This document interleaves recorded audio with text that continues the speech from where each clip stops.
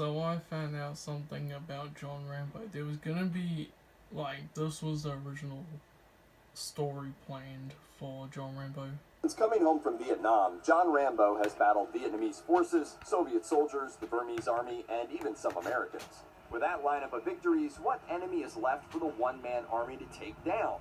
Well, Rambo 5 was originally set to pit Sylvester Stallone's super soldier against a half-man, half-beast, pure killing machine. Wait, what? Rambo 5, The Savage Hunt, would have seen Rambo sent to the Pacific Northwest to clean up the mess after a top-secret government experiment creates an out-of-control monster. Stallone clarified the movie's planned plot in 2009. It's not a universal soldier. It's not me fighting a super soldier. It's actually a feral beast. It's this amalgamation of fury and intelligence and pure unadulterated rage. Rambo's going against a feral beast that has absolute cunning and intelligence, and a will to survive that is only matched by Rambo's. Damn. This might be the one sequel on this list that we almost wish did happen. Alas, Rambo 5, The Savage Hunt was abandoned in favor of the upcoming Rambo 5, which sees Stallone fighting the Mexican cartel instead. Maybe, just maybe, it'll do well enough to make Rambo vs. Monster happen. Fingers crossed. I don't think it A would long ever time do ago, that. in a galaxy far, far away, George Lucas made plans for a Star Wars sequel that wasn't part of his original vision.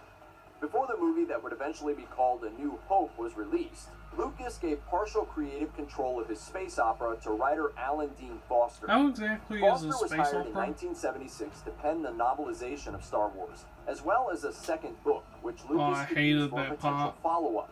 That book was the My first hand was official out of the Star camera, Wars so that's sequel, why I was Star Wars going like that. Splinter of the Mind's Eye. I was like, oh, it's out of Lucas's only camera. And I restriction was was like, that the okay. story could be filmed on a low budget, so he could reuse props and sets.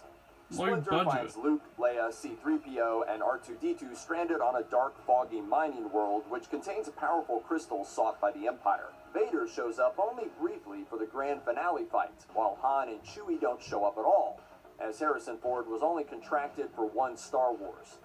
Splinter is a cool idea, but was basically Lucas's backup plan in case Star Wars only did so-so.